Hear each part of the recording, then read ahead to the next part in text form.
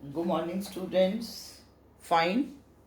So, beta, we were discussing about center of mass, and we derived the expression for center of mass of a system consisting of two particles. अगर कल याद हो हमने find out की थी position of center of mass for a system which is consisting of two discrete particles of mass m1 and m2 with their position vectors r1 and r2.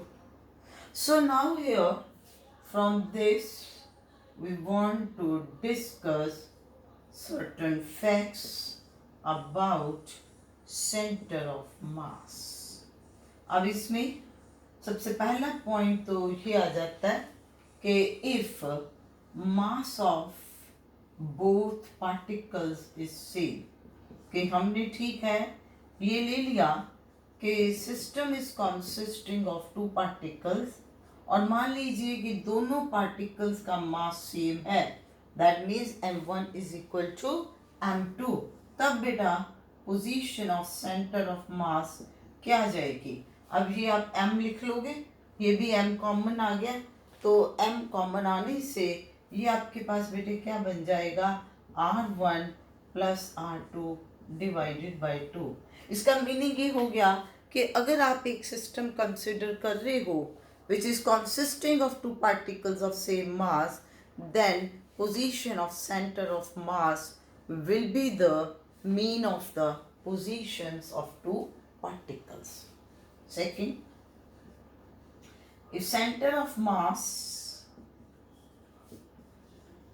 lies at origin, center of mass lies at origin, जैसे suppose कर लीजिए बेटा कि आप consider कर रहे थे, अगर आप 3 डायमेंशनल जैसे हमने लिया, तो that means we are considering that this is the position of centre of mass. तो जब सेंटर ऑफ मास यहाँ पर आ गया तो इसका मीनिंग क्या हो गया? What will B RCM? Obviously RCM in this case that will B 0, क्योंकि जब आपके पास सेंटर ऑफ मास ओरिजिन पे ही आ गया तो इसमें इनिशियल और final point they will be at the same point, तो इसलिए RCM 0 आ गया, which means that m1 r1 plus m2 r2 is equal to 0. You will consider this relation. So that means r2 will be given by minus m1 by m2 into r1. तो ये negative sign क्या show कर रहा है कि अगर हम ये कह रहे हैं कि centre of mass lies at the origin, then the two particles will be on the two sides of centre of mass. मान लो जैसे मैं इस तरीके से कंसिडर कर लूँ और मैं ये मान रही हूँ दिस इज ओरिजिन, ये क्या है? ओरिजिन है। तो नेचुरली अब अगर आपके पास m1 इस तरफ है तो this will be the position of r1, तो m2 इस तरफ आएगा and this will be the position of r2. So if one particle lies on the right hand side, then the second particle will lie on left hand side. और इसमें हम दूसरी चीज ये भी देख सकते हैं कि let us say if m1 is greater than m2, तो बच्चे क्या होगा? then naturally r2 will be greater than r1. तो यानी कि ये तो डायरेक्ट नेगेटिव साइन डायरेक्शंस को बता दिया, तो इसका मतलब क्या होगा कि जिसका मास ज़्यादा है वो नियरर हो जाएगा, यही बनेगा ना। जब m1 का मास ज़्यादा है तो r1 की वैल्यू आपके पास क्या आई है? कम आई है। इसका मतलब heavy particle lies close to the centre of mass as compare to light particle. अब बच्चे ये मैं जो आपको बता रही हूँ फैक्ट्स, ये आपको कंसेप्चुअल प्रॉब्लम्स में यूज़ होंगे। जैसे मैं आपको ये कह दूँ कि 2 बॉयज़, अब देखो मैं आपको कह रही हूँ 2 boys of 40 kilogram and 60 kilogram, ठीक हो गया? They are at the 2 edges of this rope which is a total of length 6 metres. तो अब अगर सेंटर ऑफ मास इसमें ओरिजिन पे है तो बताइए कितना क्या होगा। तो अब अगर आपने इसको ओरिजिन ले लिया बच्चे, तो ये आपके पास आर आ गया, ये x माइनस आर आ गया, या अगर आपने इसको m1 लिया तो ये बेटे क्या बन गया r1, ठीक हो गया। और अगर आपने इसको m2 लिया तो ये आ गया r2। तो आपके पास अब क्या बन जाएगा, r2 by r1 is equal to m1 by m2, that is 60 by 40, तो इट इज 3/2। सो 3:2 की रेशियो में हो गए। और r1 प्लस r2 टोटल कितना हो गया, 6 हो गया। तो अब आप इसमें से r1 और r2 की वैल्यू फाइंड आउट कर सकते हो ना। r1 कितना होगा 2/5 इंटू 6, क्योंकि बेटे 3:2 पार्ट्स हैं तो sum of the total part will be 5। 5 में से कितने पार्ट्स हैं 2, तो it will be 12/5, that is 2.4 metres. तो r2 कितना बन जाएगा 3/5 into 6, that will be 3.6 metres. ठीक है, तो इस तरीके से बेटे हम इसमें ये देख सकते हैं। तो ये हमारे पास हो गया। अच्छा, उसके बाद अब थर्ड क्या हो सकता है कि if one of the particle lies at the origin, कि इसमें अब नेक्स्ट मैं ये कह रही हूँ कि बजाय कि सेंटर ऑफ मास के, मान लीजिए कि जो दो पार्टिकल्स आप कंसिडर कर रहे हो उनमें से कोई एक पार्टिकल ओरिजिन पे है। तो now the third is if one of the particle lies at origin।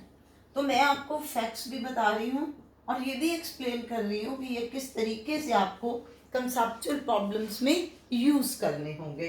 अब मान लो इसमें मैंने ले लिया, तो मैं कहती हूँ m1 is eight the origin, तो r1 क्या आ गया 0 आ गया। तो बेटा फिर सेंटर ऑफ मास की क्या पोजीशन बन जाएगी, it will B m2 upon m1 plus m2 into r2। तो ये एक तरह से इस तरीके से हो गया कि जैसे दिस इज ओरिजिन, तो ये आपके पास है m1 मास और ये आपके पास है m2 और ये आपके पास क्या बन जाएगा बेटा r2, क्योंकि नेचुरली ओरिजिन है तो इसकी पोजीशन वेक्टर r2 है और ये यहाँ होने से r1 0 हो गया। तो अब यहाँ पर सेंटर ऑफ मास बनेगा, तो सेंटर ऑफ मास किसके बराबर बनेगा m2 upon m1 plus m2 into r2। ठीक होगी बात। तो इस तरीके से आपके पास ये आ गया। अब फोर्थ इसमें हम ये लेंगे, तो ये तो एक सिचुएशंस होगी कि अगर सेंटर ऑफ मास ओरिजिन पे है या कोई एक पार्टिकल ओरिजिन पे है। अब है कि हाउ यू कैन टेक, जैसे कोई न्यूमेरिकल प्रॉब्लम होगा बेटा, मैं उसमें आप इस कोऑर्डिनेट्स बता रही हूँ पार्टिकल्स के। So that means now next we want to discuss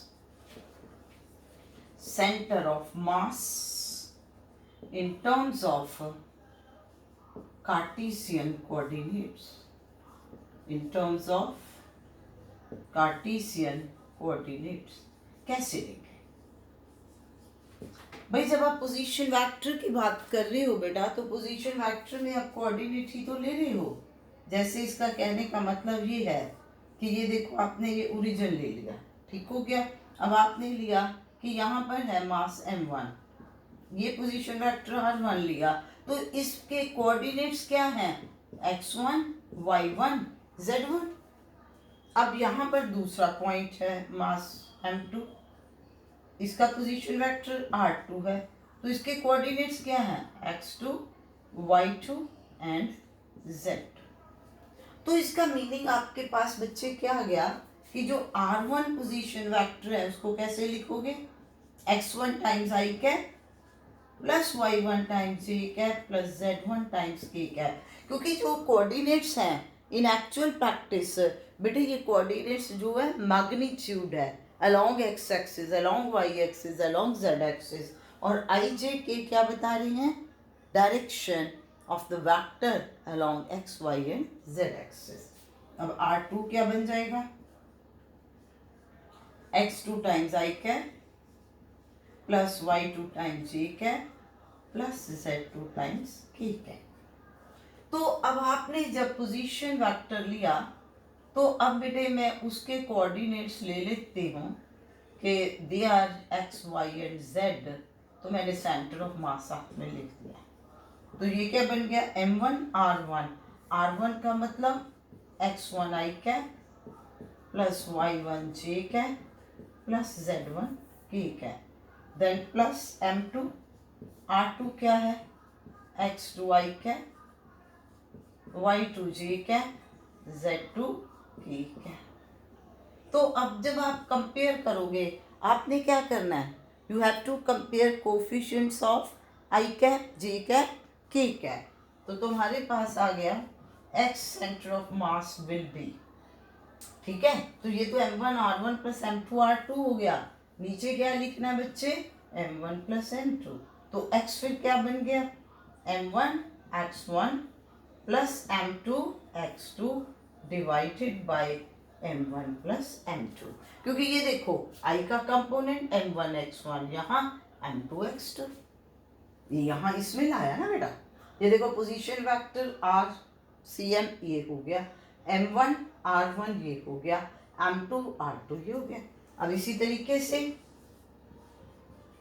y coordinate will be m1 y1 plus m2 y2 upon m1 plus m2, and similarly z coordinate will be m1 z1 plus m2 z2 upon m1 plus m2। तो इस तरीके से हम इसमें ये ले सकते हैं। अब ये हमने बेटा जो भी डिस्कस किया, we discuss for a system consisting of two particles। अब क्वेश्चन ये आता है कि क्या आप इसको बेटा अब एक्सटेंड कर सकते हो, and you can right for a system consisting of n particles. तो अब हम क्या लिखना चाह रहे हैं कि what will B centre of mass of A system consisting of n particles, n particles के लिए कैसे लिखेंगे, आप देखो r c n पोजीशन। बच्चे अगर आपके पास m1 मास है उसकी पोजीशन r1 वेक्टर है, m2 सेकेंड पार्टिकल है उसकी पोजीशन ये है, तो ये आपके पास ये आ गया। तो यानी कि आप इसमें यहाँ पर देखो कि मैं उसी तरीके से ले रही हूँ, उसी तरीके से ये x axis y axis z axis piece आ गया, ये ओरिजिन है। अब इसमें ये पार्टिकल है, इसका मास है m1, इसकी पोजीशन जो है that is given by position vector r1। ये पार्टिकल दूसरा मास m2 है, position is given by position vector r2। ये तीसरा पार्टिकल है, मास इसका m3 है, position is given by position vector r3। और ये nth पार्टिकल हो गया with mass mn and position is rn। ठीक है ना, तो फिर क्या लिखेंगे, m1 r1 plus m2 r2 plus m3 r3 up to mn rn, और नीचे क्या आ जाएगा सम ऑफ द masses, तो m1 plus m2 plus m3 so on up to mn। तो बेटा इसका मतलब इतना बड़ा बार बार लिखने के बजाय हम इसको ऐसे नहीं लिख सकते, summation mi ri where I varies from 1 to n। ठीक है ना, ये summation mi ri I varies from 1 to n divided by summation mi I varies from 1 to n। So this will be the position of center of mass। ठीक हो गया। अब अगर आपने इसको कार्टेशियन कोऑर्डिनेट्स में लिखना है तो भाई अगर आपके पास ये r1 है तो इसके कोऑर्डिनेट्स क्या बनेंगे, x1 y1 z1, इसके क्या बनेंगे x2 y2 z2, तो इसी तरीके से होंगे। So that means you can write it as x coordinate will be summation mi xi, I varies from 1 to n, divided by summation mi I varies from 1 to n. अच्छा, अब summation mi I varies from 1 to n means sum of the masses of all the particles of the system. तो वो क्या आ जाएगा? Total mass of the system. So you can also write this thing as 1 upon m summation mi xi I varies from 1 to n. Here what is the meaning of capital M? This is the total mass of the system. अब देखो इसमें I1 M1 X1 plus का sign, summation मतलब I2 M2 X2 कहाँ तक जाएगा? N तक, यानी कि Mn Xn. इसी तरीके से y coordinate will become 1 by m summation mi vi I varies from 1 to n, and the z coordinate will be 1 upon m summation mi zi where I varies from 1 to n. तो इस तरीके से ये बेटा आपने इसमें याद रखना है, ये नहीं भूलना कि वे पोजीशन आपके पास सेंटर ऑफ मास की किस तरीके से आ रही है. अब इसमें ये आपने लिया system of number of particles, तो अंडरस्टूड हो गया कि इस सिस्टम में आपने बेटा डिस्क्रीट पार्टिकल्स ले लिए. डिस्क्रीट पार्टिकल्स का मतलब है कि पार्टिकल्स का एक डेफिनेट मास है और उनकी डेफिनेट पोजीशन है. अब हम इसमें नेक्स्ट लेना चाह रहे हैं centre of mass of a rigid body. एक रिजिड बॉडी का सेंटर ऑफ मास आपने फाइंड आउट करना है. कैसे करोगे? अब इसमें अगर तो देखो रिजिड बॉडी में डिस्क्रीट पार्टिकल्स हैं, if you are considering that there are the discrete particles, then the position of this center of mass will be summation mi ri I varies from 1 to n divided by summation mi I varies from 1 to n. क्योंकि you are considering that this is, let us say this is the rigid body, इसमें discrete particles हैं, that means the particles with definite mass at different positions. लेकिन अगर आप consider कर रहे हो uniform continuous distribution of मास, जो कि नॉर्मली होता है. देखो बेटे एक्चुअली ये ऐसे थोड़े होता है कि भी जी कहीं कहीं मास पड़ा. अब अगर आप मान लो ये रॉड ही ले रहे हो, ठीक है. अब इस रॉड में टोटल मास मैं कहती हूँ कि कैपिटल M जो है that is total mass of the rod. ठीक है.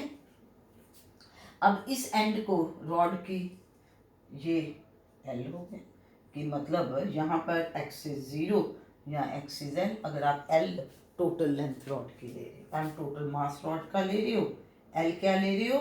Total length of the rod. ऐसे आ गया ना. अब बच्चे रॉड में कैसे है कि यहाँ मास है, अब इसके बिल्कुल साथ है, ऐसे ऐसे ऐसे ऐसे है कि नहीं. अब मान लो कि मैंने कह दिया कि यहाँ पर dm मास है, तो इसकी पोजीशन ओरिजिन से क्या होगी? x1 होगी. अब बिल्कुल इसके साथ दूसरा में पड़ा है dm, उसकी पोजीशन क्या होगी? x2 होगी. सो दैट मीन्स कि अगर तुम इसमें पोजीशन सेंटर ऑफ मास की निकालने लगोगे, क्या लिखोगे? dm into x1 plus dm into x2 plus so on up to dm into xn या rn.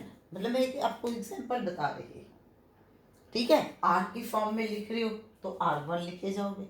डिवाइड क्या होगा?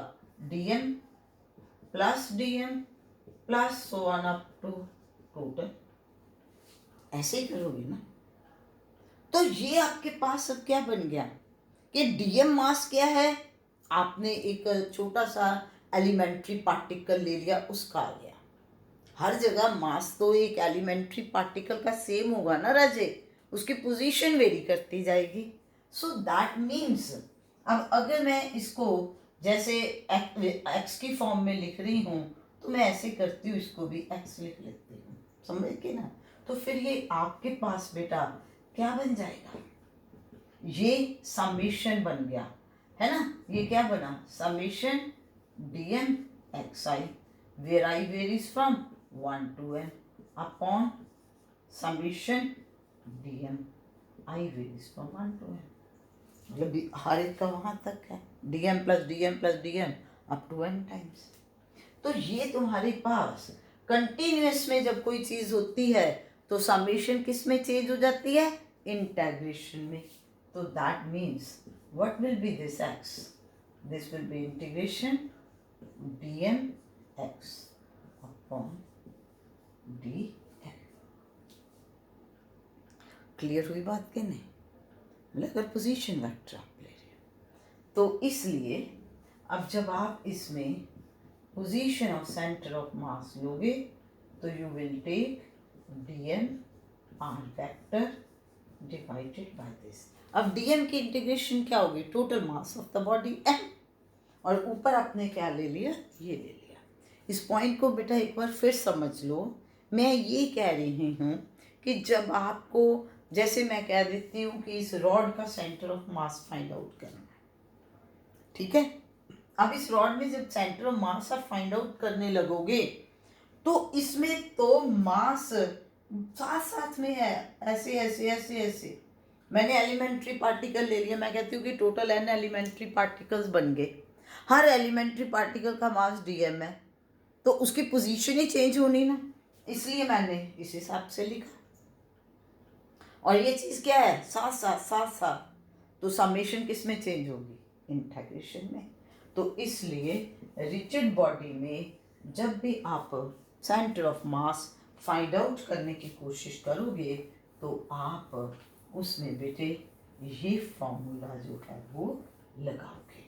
सो मेरा ख्याल है कि आपको अब ये सारे के सारे पॉइंट्स जो हैं वो क्लियर हो गए कि how you have to calculate centre of mass of a system consisting of two particles, n particles for the discrete or for the continuous distribution.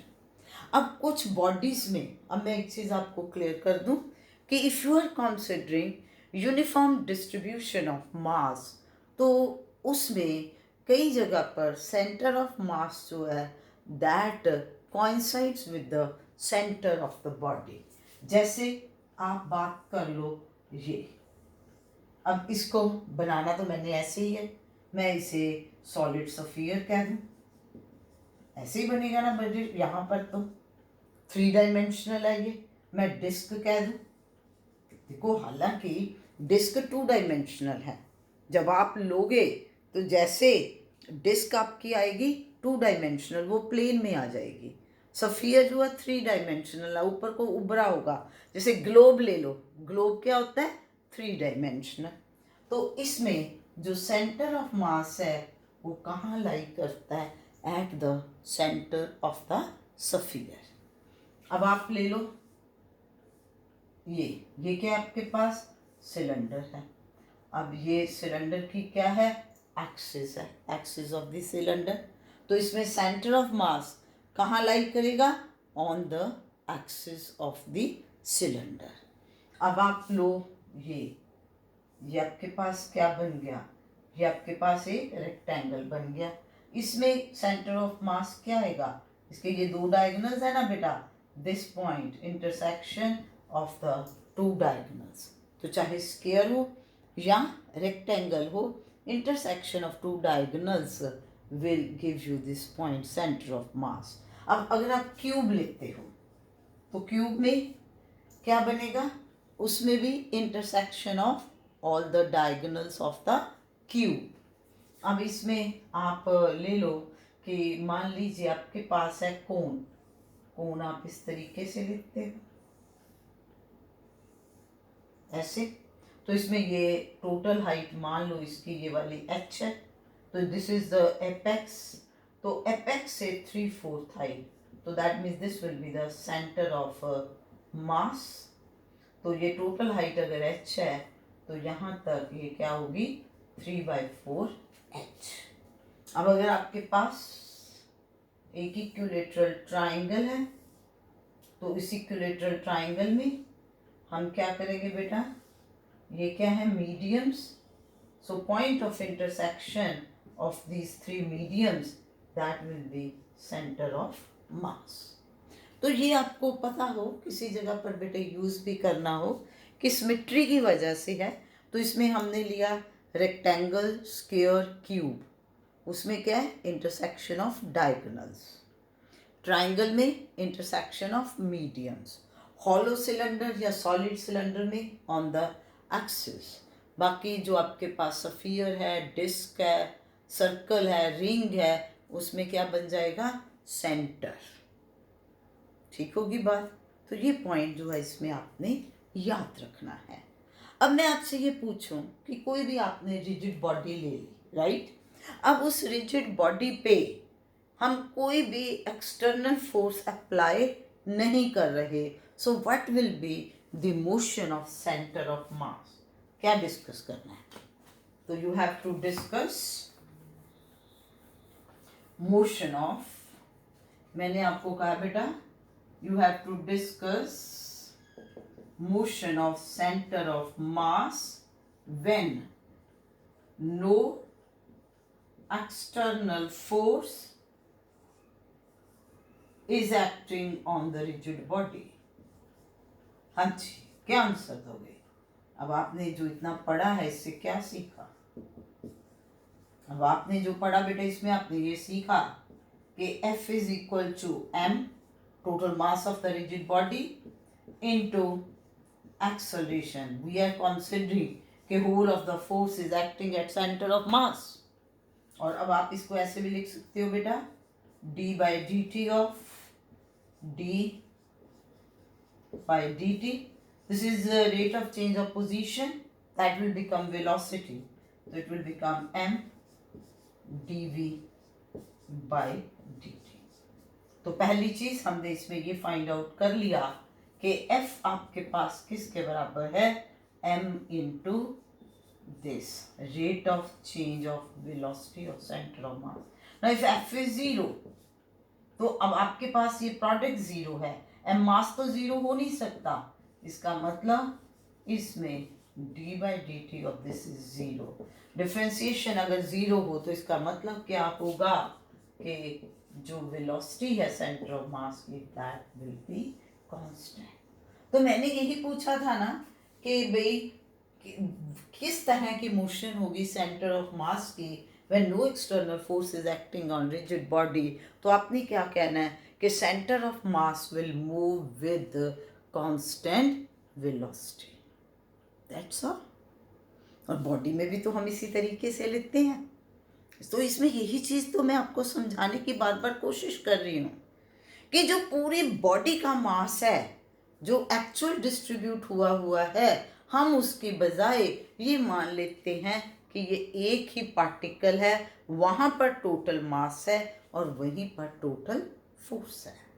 So that is all about centre of mass, and tomorrow we will discuss numerical problems of center of mass. If there is any difficulty, then you write in the comment box. Otherwise, please like, share and subscribe. Thank you.